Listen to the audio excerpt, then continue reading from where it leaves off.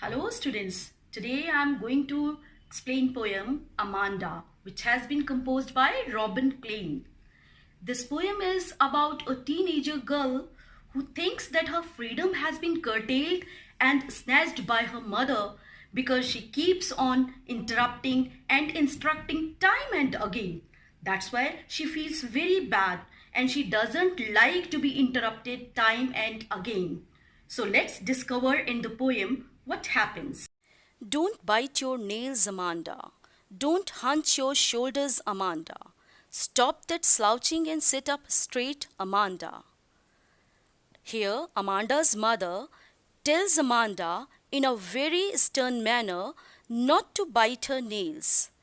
Then she says her not to bend her shoulders. Instead of that, she wants Amanda to sit up straight, keeping her body erectly. There is a languid, emerald sea, where the sole inhabitant is me, a mermaid, drifting blissfully. Students, here I would like to tell you that the lines which are given inside the bracket is known as parenthesis.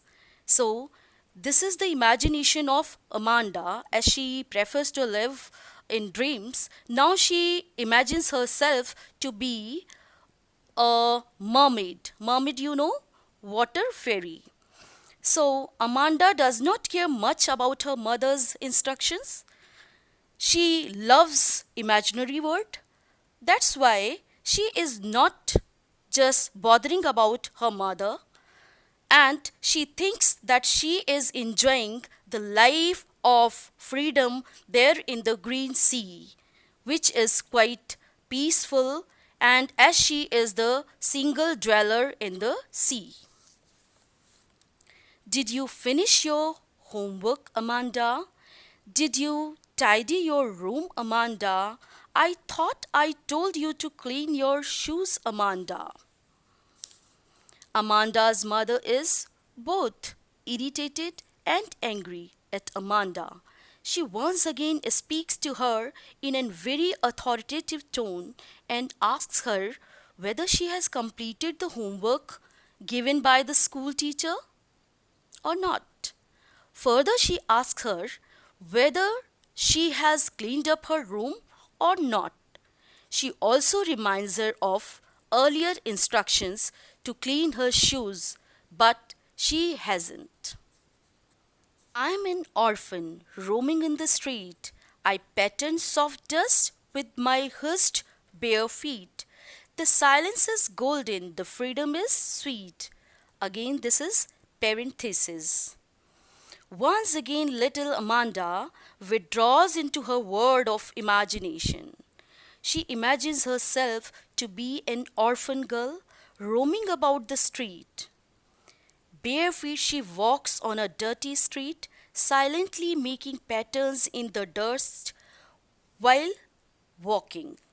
She cherishes the silence as well as the freedom to do whatever she likes in that world of imagination. Don't eat that chocolate, Amanda. Remember your acne, Amanda. Will you please look at me when I'm speaking to you, Amanda? Amanda's mother again instructs her and tells not to have any chocolate for it might cause acne on her face.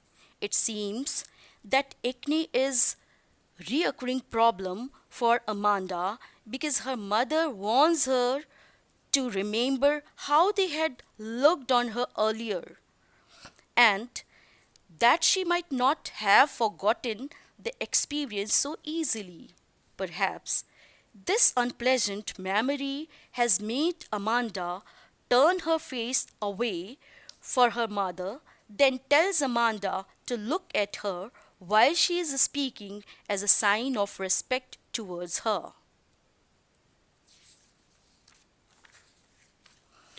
I'm Rapunzel. I have not a care. Life in a tower is tranquil and rare. I will certainly never net down. my bright hair.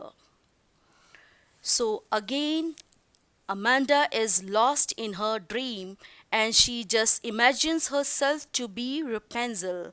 And I would like to tell you the meaning of Rapunzel. It's a fairy who had very long hair, very long golden hair. So, in order to take a break from her mother's nagging, Amanda once again withdraws into her fantasy. She imagines herself to be Rapunzel, perfectly happy to live alone in the tower, for she has nothing to worry about. However, unlike Rapunzel, Amanda is happy being alone in the tower and she decides never to lower her hair in an attempt to escape from the tower. Stop that sulking at once, Amanda. You are always so moody, Amanda.